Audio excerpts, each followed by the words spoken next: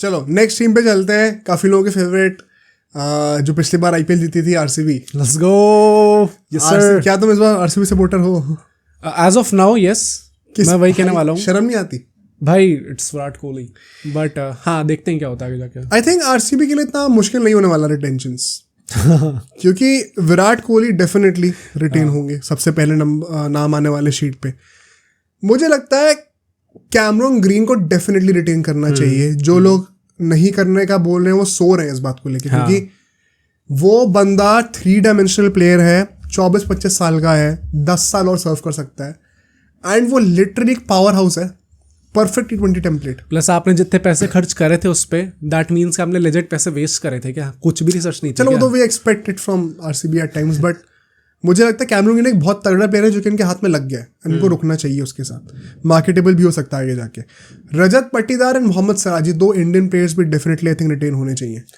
अच्छा, या फिर आरटी, मतलब जो भी आरटी में या रिटेंशन जो भी करने करो। अच्छा फेयर, ओके। क्योंकि पाटीदार का आई थिंक एक वो स्पिन का जो डोमिनेंस है, जो उसने second half of the IPL में परफॉर्मेंस दिखाया था last year, he could be a great catch for RCB. एक इंडियन प्लेयर अगर इतना अच्छा खेल रहा है मिडिल ऑर्डर में, तो उससे बेटर क्या हो सकता है।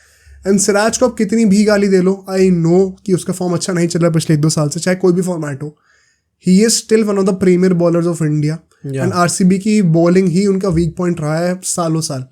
अगर एक इंडियन प्रीमियर फास्ट बॉलर आपको मिल रहा है, आपने एटलीस्ट एक नाम तो अपने सर से उसके टेंशन हटा दिए। आई थिंक सिराज को रोकना चाहिए इनको डेफिनेटली। अगर हम लोग एक और अटेंशन की बात करें, for me it is a no brainer once again Will Jacks, Maxwell नहीं। हाँ, Will Jacks once again spin bowling भी करता है, बैटिंग भी करता है टॉप ऑर्डर में, बहुत एक्सप्लोसिव है। इट इज फाइनली टाइम कि इन सबको ओपनिंग करने का मौका मिले, जो कि फैफ डू प्लेसी के चलते हुए नहीं मिल रहा था। हाँ, ये बात है कि अब ऐसे मान लो विराट कोहली और विल जैक्स ओपनिंग कर रहे हैं, 1 डाउन रजत पाटीदार, नंबर 4 पे कैमरन ग्रीन परहैप्स, या फिर vice versa.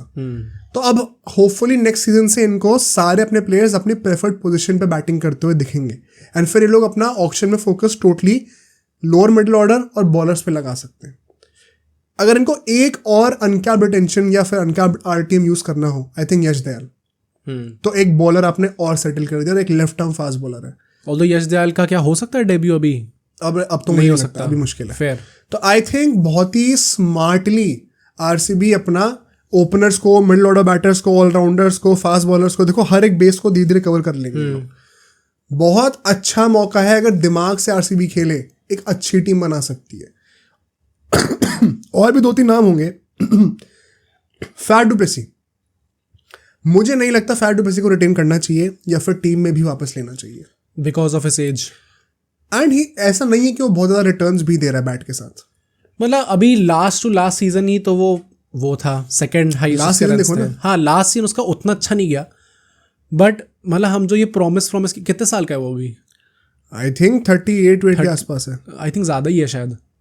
But I think मेरा पॉइंट वही है कि आप, I think Faf du Plessis के साथ सिर्फ मेरे को यही प्रॉब्लम लगती है कि उसकी एज बहुत ज़्यादा है। तो आप एग्जैक्टली जो आप जैसे रजत पाटीदार के साथ कहते हो ना कि कुछ इनिंग्स में तो बहुत ही अच्छा खेलता है, तो यू सी कि वो खेल सकता है, एटलीस्ट वो कैलिबर तो है उसके पास। फैफ डू प्लेसी क्या आप वो बैंक तो करोगे उसके ऊपर, बट वो कितने साल तक रिटर्न्स दे सकता है, आई थिंक वो प्रॉब्लम है। प्लस यार, क्या तुम फैफ डू प्लेसी को एज अ कैप्टन चाहोगे, फिर एक नया कैप्टन जो कि ज़्यादा एक्सपीरियंसड हो? और सेकेंडली, क्या तुम फैफ डू प्लेसी को ओपनिंग कराना चाहते हो फिर विल जैक्स जैसे बंदे को? मैं तो विल जैक्स जैसे बंदे को चाहूंगा जो कि ज़्यादा एक्सपोजर है। तो फ्यूचर को देखते हुए it make sense. Same goes for Maxwell भाई। मैक्सवेल को तुम कब तक प्रॉमिस पे रखोगे? अगर इतना ही माना तो उसको बाय बैक कर लेना, लेकिन रिटेंशन पे इतने पैसे वेस्ट मत करो। आई थिंक कैमरन ग्रीन और विल जैक्स को उससे पहले प्रेफरेंस मिलनी चाहिए, वो तो कोई क्लियर कट केस है। आकाशदीप मुझे एक ऐसा बंदा लगता है जो कि अब शायद रिटेन करने का सोचो, शायद लोग सिराज के ऊपर सोचेंगे। बेचारा अगर अनकैप्ड होता तो वो बहुत सस्ते में रिटेन होता, आरसीबी का नुकसान हो गया उसमें थोड़ा सा। और I think Akashdeep is a गाय जो कि आप वंस अगेन स्क्वाड में रखना चाहोगे फॉर श्योर। महिपाल लोमरोर भी एक था, स्वप्निल सिंह के अलावा महिपाल लोमरोर, अनुज रावत, ऐसे कुछ नाम है अनकैप्ड प्लेयर्स के लिए। लेकिन वन सेकंड, यश दयाल के ऊपर कोई भी नहीं है। हाँ। अगर देखो ऐसे सोचो, अगर यश दयाल मार्केट में गया तो क्या वो 4 करोड़ के ऊपर बिकेगा? हाँ बिकेगा। तो फिर आप उसको as an uncapped player retain कर लो या फिर आरटीएम यूज कर लो। बाकी प्लेयर्स मैं ये नहीं कह रहा हूँ नहीं बिकेंगे, बट क्या वो दयाल से ज़्यादा महंगे बिकेंगे? आपको रिटर्न ऑन इन्वेस्टमेंट कैलकुलेट करना है, उसके चलते हुए यश दयाल को पहले प्रेफरेंस मिलनी चाहिए।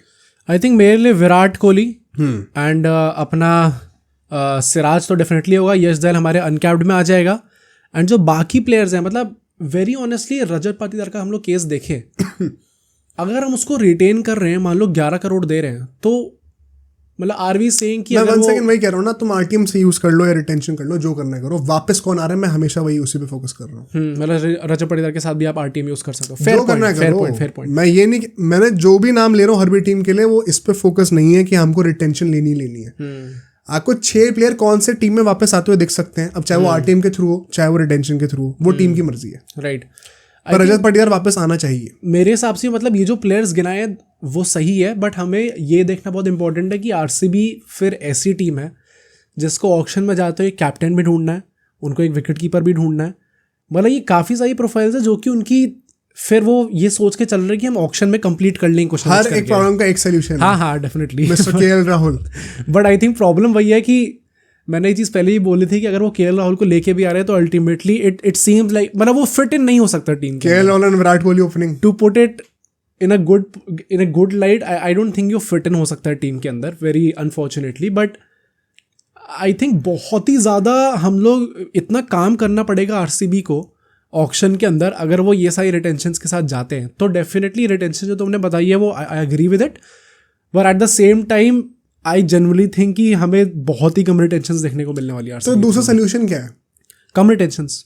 तो काम और बढ़ गया ना। नहीं, काम बढ़ गया but you have the money कि आप चलो और ला तो सकते हो। Do you really trust RCB's auction strategy?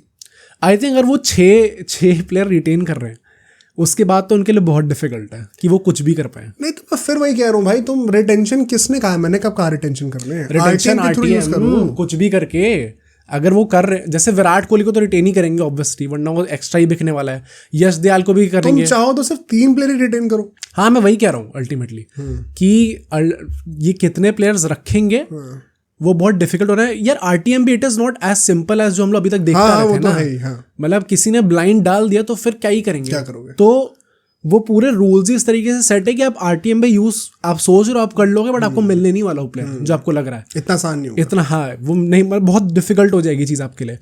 So RCB is probably that team जो मुझे लगता है कि वी कैन सी कि बहुत मेजर ओवरहॉल हो सकता है टीम के अंदर, एंड वेरी ऑनेस्टली होना भी चाहिए जैसी इनकी परफॉर्मेंसेस रही हैं। आई थिंक 4-5 प्लेयर तो आराम से रोक सकते हैं जो अच्छे प्लेयर हैं। I think 4 is probably that number जो मुझे लगता है कि इतने तक हम लोग देखने को मिलेगा, उसके बाद प्रॉब्ली शायद ओवरऑल होगा। आई थिंक वैसे तो ये कम से कम 5-6 नाम अगर वापस आ जाए, चाहे आरटीएम चाहे रिटेंशन, तो बहुत फायदा ही है इन लोगों का। अब सोचो अगर ये क्लिप इतनी बढ़िया थी तो पूरा का पूरा पॉडकास्ट कितना बढ़िया होगा। तो अगर आपको इसी क्लिप का पूरा पॉडकास्ट देखना है तो यहाँ पे क्लिक करिए, और अगर आपको ऐसे ही और क्लिप्स बिंज वॉच करनी है तो यहाँ पे क्लिक करिए।